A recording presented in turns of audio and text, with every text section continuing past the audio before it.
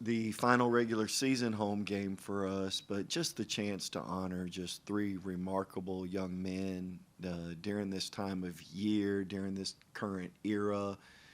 You don't really know about the guys you're getting because they're from other places, and they've all hit the ball out of the park. They were better than expectations, and my expectations were high. But honor Emmanuel Core 4 is as some of you may know, we're trying to file a waiver given that his first year he only played 5 games. We'll go through that process, but we didn't want to miss the chance to honor him just in case that didn't work out. And then Karan Boyd and Kenyon Giles have, again, they've just exceeded expectations. So I know it's only like a 6-8 minute period where we get to recognize those guys. We do a lot behind closed doors in regards to recognizing those guys, but then we're looking forward to playing a really good Florida Atlantic team. Mike Ray Jr., he already has that extra eligibility, right? Yes.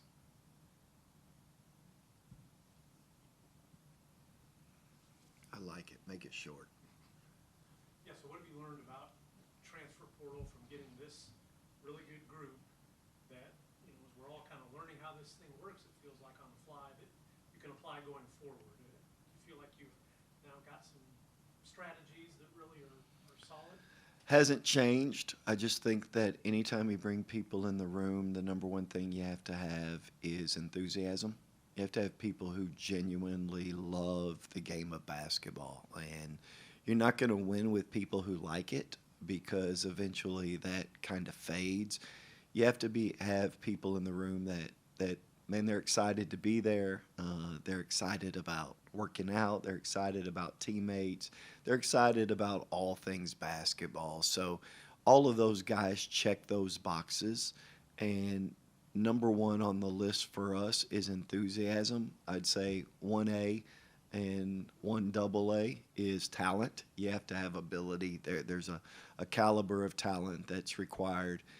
And then third, and the other two don't matter if you don't have the third, but you have to have integrity. If you and I know really talented people who are just jackholes as individuals, and it's not hard to figure out why they don't make it. They're just bad people, and they don't tell the truth. They're always trying to game the system. They're always trying to look for shortcuts, and bad character they'll eventually quit on you. And you have to have people that understand that integrity is important. And so for me, when you get the right people on the bus, there's a level of enthusiasm that they're genuinely excited about mobilizing their God-given abilities. Two, they have the talent, they have a certain skill set, and then three, integrity. So I don't think any of that's changed. I would often hear people associated with a game of basketball that, players win games, but administrations win championships. And if any of you have ever seen The Last Dance, it was a comment made by some of those people in upper echelon in administration. And I always thought it was a cop-out. But I would tell you that in college basketball in this environment, you cannot win without the backing of your administration. And Dr. Muma has been phenomenal in his support. Kevin Saul has been phenomenal in his support. And on account of that, well, we're able to be competitive in the talent space. But you don't do that if you don't have support from above. And just really fortunate to have wonderful support through this whole process. But because there's a support now, we have a responsibility as a staff to go find enthusiastic, talented kids who possess terrific character, and we've been able to do that. You mentioned how E-Man, KB, and KG have exceeded expectations. Can you talk a little bit about what you mean by that, how they have done it? Yeah, I mean, Karan's expanded his game. He was known primarily as a 4, and he's come in, and I've mentioned the signed James player that was at Tulane and then transferred to Duke and played point guard for those guys last year. when those guys made it to the Final Four, and we saw a little bit of that. My first year here, I saw a four who was able to make a transition to a perimeter player, and so what I saw was an interior player who was a great two-way guy from an offensive rebounding standpoint and then from a defensive standpoint. But we really thought that on account of his work that there were aspects of his game. He played Division II. There were aspects of his game that we thought we could really tap into. Some of that cutting, we weren't going to take away from his offensive rebounding ability, but we thought he possessed a lot of ability in pushing down people and utilizing his size on the perimeter in order to get post-ups. And to Karan's credit, to our staff's credit, that there was a lot of shot making that he was committed to doing, and he's become a quality decision maker. So there's just been an expansion of his game, and again, I wouldn't. I mean, if you'd have asked me, hey, he's going to be somewhere around the 25 made threes mark, and because he had made 20 his entire career. And I thought that, we can, what he's done in 2 years previously, we'll be able to exceed that in his time here. And he's been able to do that. Kenyon averaged 15 a game, there. And we could put the ball in his hands a little bit more here than the way that he was used at UNC Greensboro. And in no way is that a slight to UNC Greensboro. He more than proved himself. And you realize with Atwell there, who's currently at Texas Tech, and I think he's top 3 in the Big 12 and shooting the three, and having Kenyon, just how good of a team that actually was at UNC Greensboro with the talent that they had. But just thought that, we're going to be able to utilize him in a lot of different ways, and having coached guys that were smaller and just knew their ability to mobilize their speed in order to get shots and create for others. We thought that, but I mean, Kenyon's been better than what we thought. His commitment to the game. Every time I called him, and I called him quite a bit during the recruiting process, it was just rare that he either wasn't in the gym about to work out or he was just finishing. And Emmanuel, he just hadn't put up numbers. I'd seen him at NBA Academy and in Atlanta, and when he was coming out and going through the process. And he played with joy, and so we kind of saw both of them and just didn't feel like he had gotten much in the way of reps, was aware of his talent, and just didn't do much from a production standpoint at Louisville or Seton Hall. And you were a little unsure about what his capabilities were. And it took all of a week, to realize that, man, this was a really good decision for him and for us. And so all of that to say everybody's been better than we anticipated. And again, we had high expectations. For each of the 3 seniors, what moments in your opinion sort of stand out that help to crystallize who they are, what they meant? Yeah, I was actually looking at this early this morning that, when I first started the group text with this group, gentlemen, excited about you. This is our team. KB, Karan Boyd, jumps on immediately and says, hey, my name's Karan Boyd, and would everybody introduce yourself so that I can lock you in?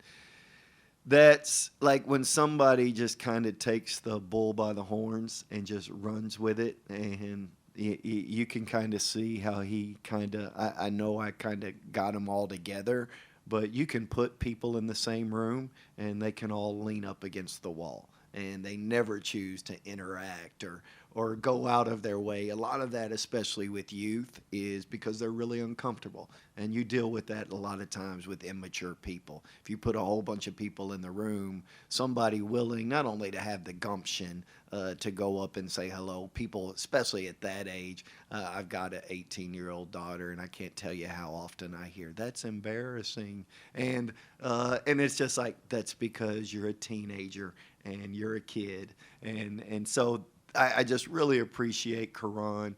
I will tell you that what good teammates do is they make the tentative bold. And I think that's what he did. And that's what all of them do. I've mentioned this before about Kenyon Giles, is they have this ability to, not only are they confident, but their confidence feeds into others. And the number of times I've heard E-Man say as we've gone through this process of trying to, like, we need to stabilize here and get better here, and these are the things we need to do. And every response is like, Coach, I need you to know I just want to impact winning.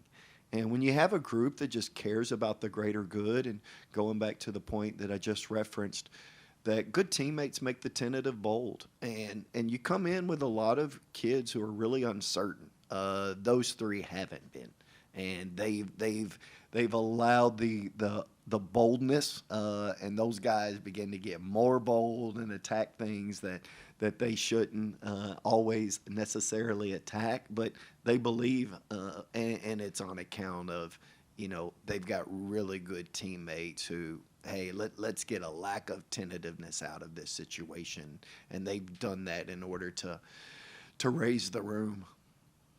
Since the last time you guys played FAU, is there anything you guys changed about the preparation heading into tomorrow?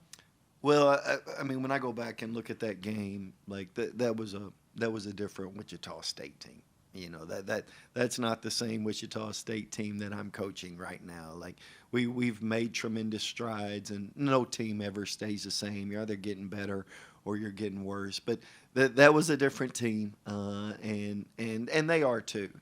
They've been battled with some injuries, and I think they'll be at full strength tomorrow when they play. I know Devin Vanterpool is expected to play, and he's our leading scorer, leading rebounder, and they've missed him the last 5 or 6 games. But I will tell you that we've made strides, and we've been able to do some things. Nobody wants it, but the truth is you have to fall on your face. The first rung on the ladder of success is failure. And you need to fall on your face a few times because you need weaknesses exposed. And you want to sit around and think you've arrived and got everything together at that particular time in January. And the truth is you don't. And we had to fall on our face, and to our players' credit, we learned from those situations and we made strides. But we're the number one offensive rebounding team. They're the number one defensive rebounding team.